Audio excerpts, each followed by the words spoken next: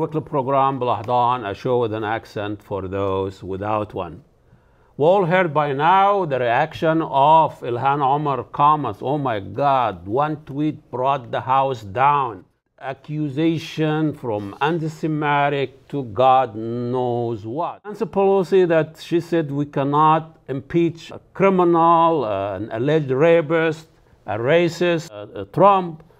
She tried to impeach Ilhan Omar and she failed. And I think Ilhan Omar came out swinging, and she is up to something. She started a conversation, and it's going to stay way, way after she has gone. And the money, the system, the politics, and the corruption.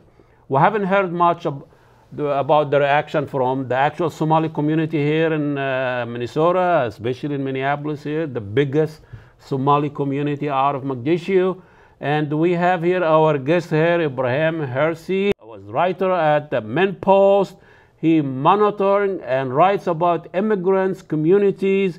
He's working on his doctor's degree. He also received the Martin Luther King 28 award for serving. Welcome to Balahdan, Ibrahim. Thank you so much. I know you're very busy these days, and you've been writing about immigrants and the history, and Somalia, the biggest immigrants here we have, Muslim Somali. Reaction of a Somali community of something like what happened there with Ilhan. Been kind of following very closely what has been happening with Ilhan Omar. I mean, obviously, in 2016, she became the first state legislator in Minnesota, and obviously in the United States as well.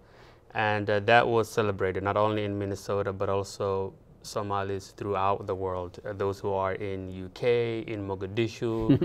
In Canada, all over the world. I mean, that was big news. And then a role model right there. Right, and then also here in the United States, people, Somalis and non-Somalis celebrated her victory.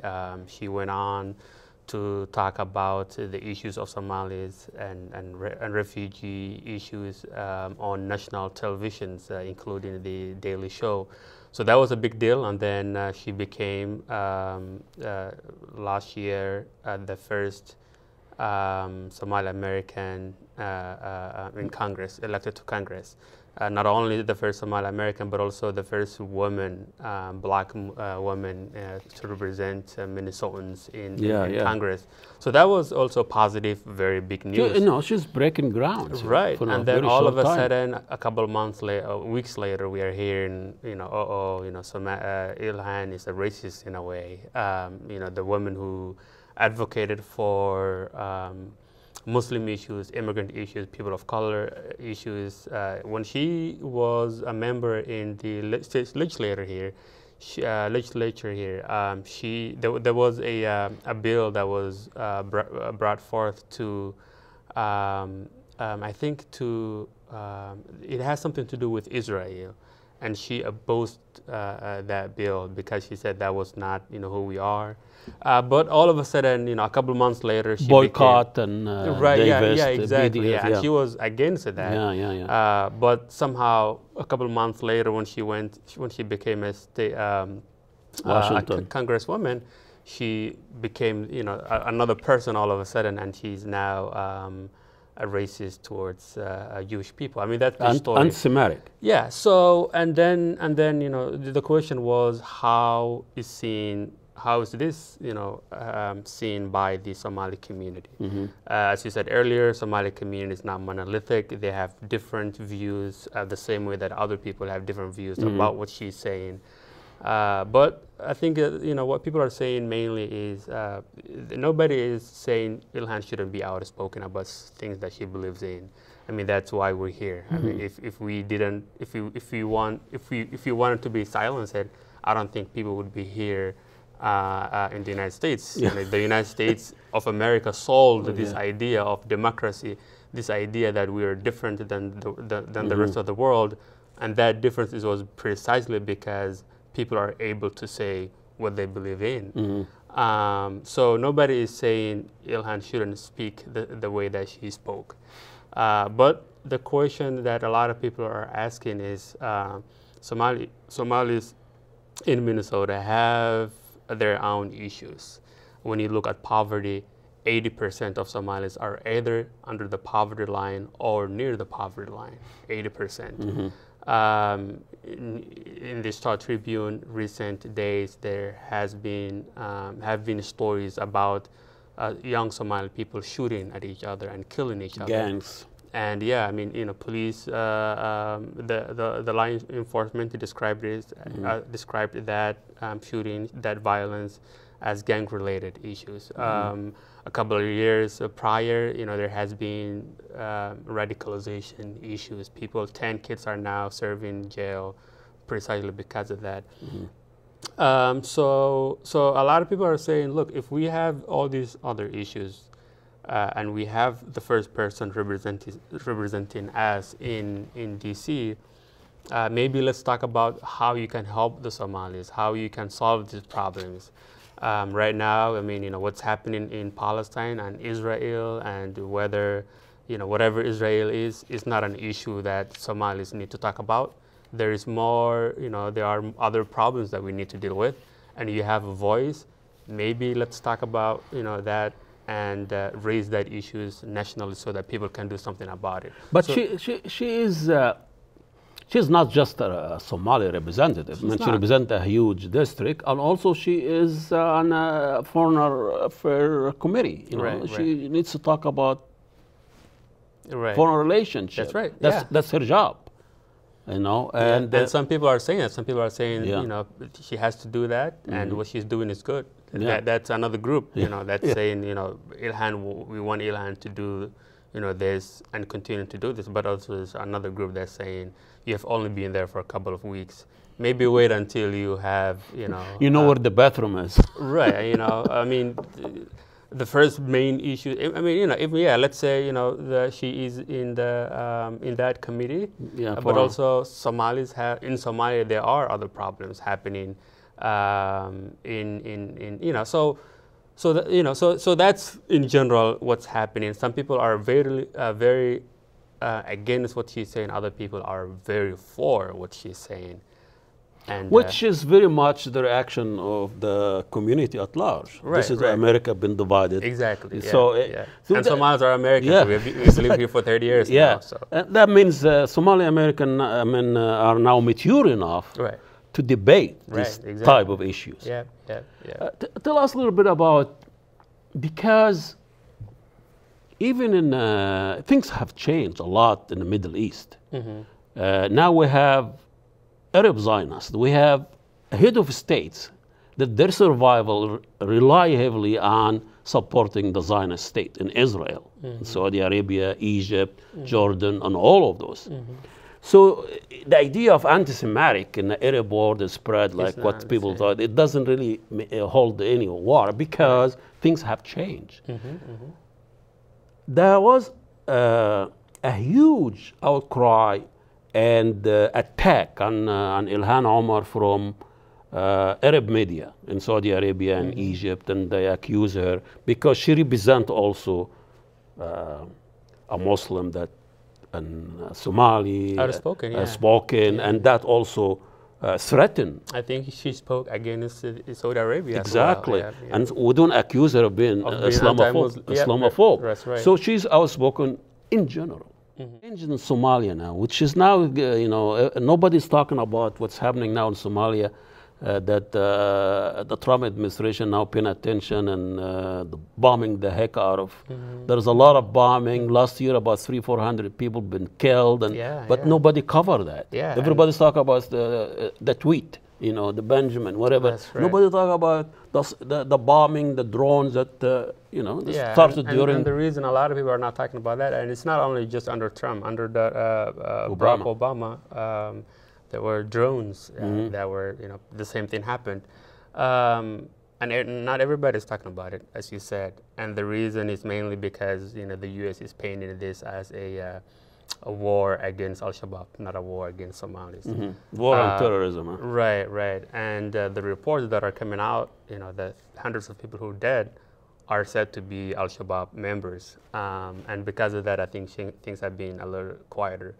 But there have also been attacks where U.S. actually killed civilians, people who have nothing to do with terrorism, people who are just, cooking food and going to school, attacked and killed. But, there hasn't been any And talks. even I think Trump out flat saying we don't count the collateral damage anymore. When people call through a bombing, they're not they're not on any column for victim. But what is the relationship? Because I see when there is a new president, when there is a new prime minister, the first things they do, they come and I visit the Twin Cities. So I mean, Somali Americans here are actually the most vibrant community in the West, Somali community in the West, in terms of, Somalis. Yes, Minnesota has the largest Somali community, but also there's a large Somali community in Ohio. There's a large Somali community in Seattle.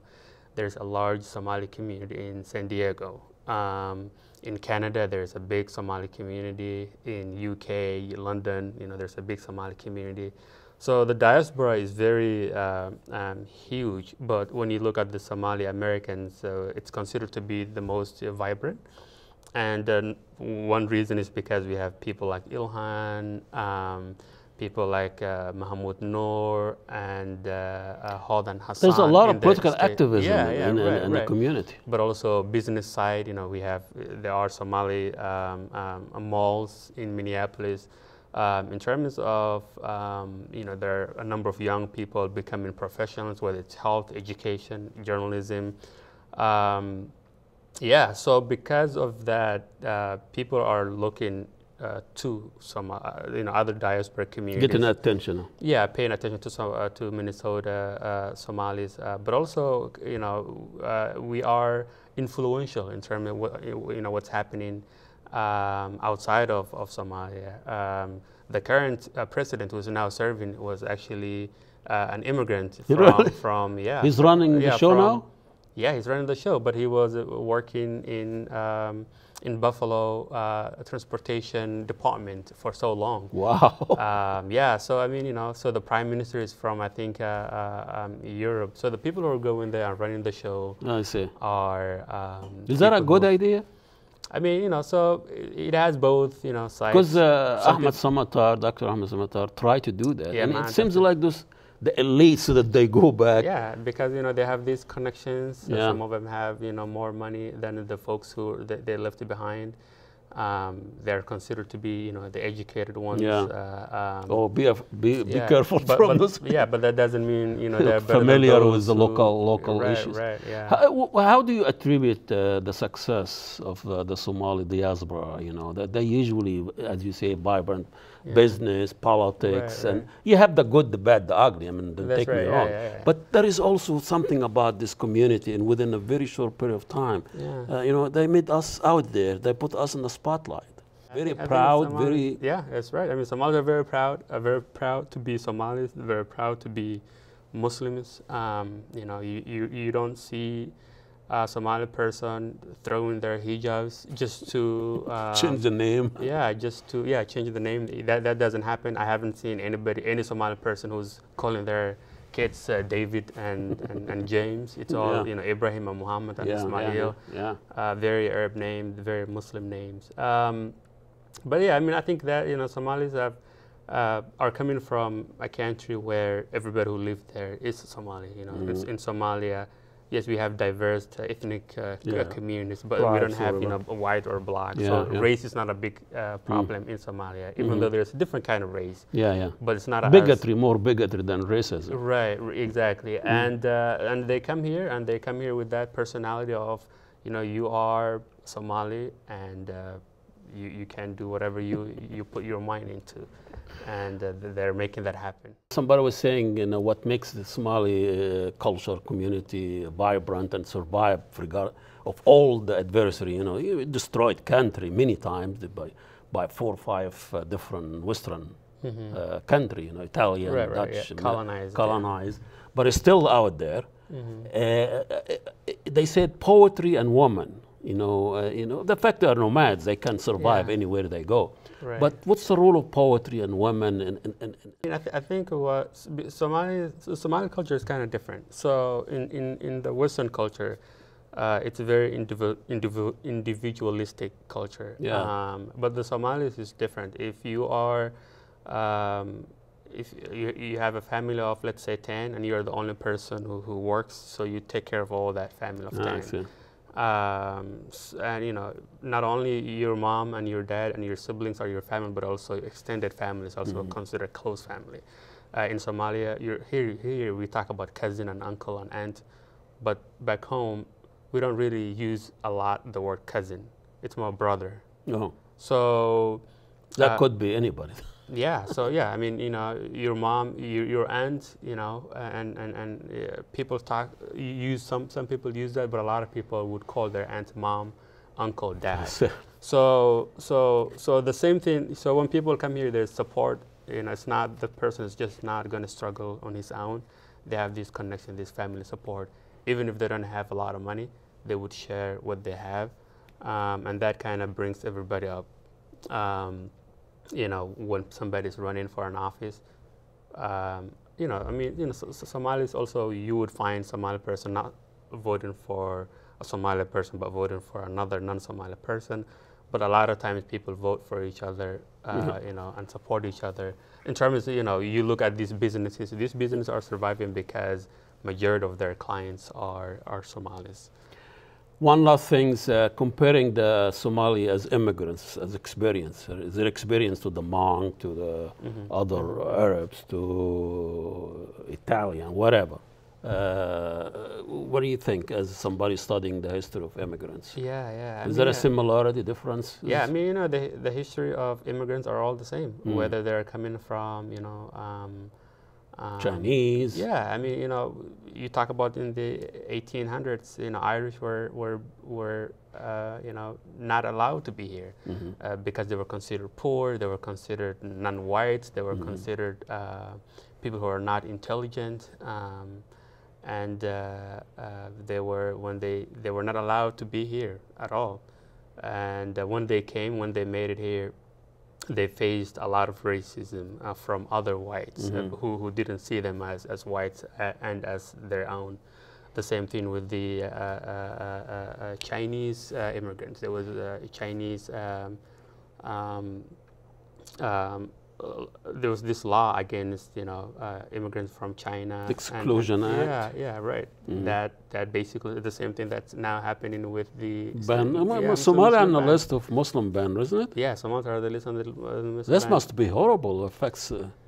So the story of immigration and immigrants, they have different faces, just different names, but the laws, the backlash are mostly the same. It's amazing, and after 200 years, and we still having the same conversation. Like, they don't look like us. They're not, from our culture. They're taking our jobs. That was what happened to the Irish. That was what happened to the Asian immigrants. That's what's happening to new immigrants right now. But you were talking about earlier the impact that the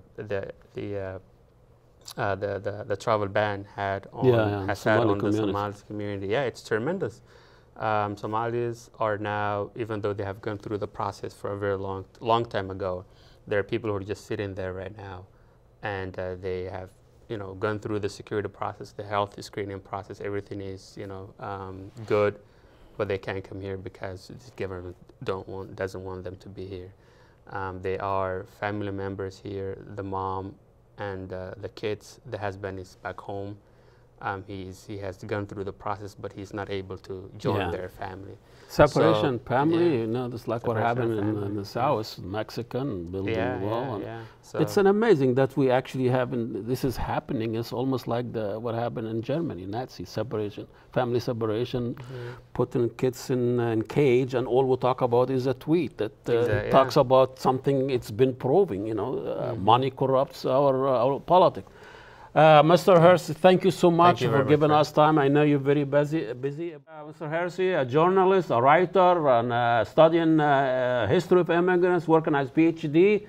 And I think the story of the Somali community, the story of America, a story of our immigrants, and they contributed to our society every single day. So the story continue. We'll see you next week. Assalamu alaikum, and God bless you all.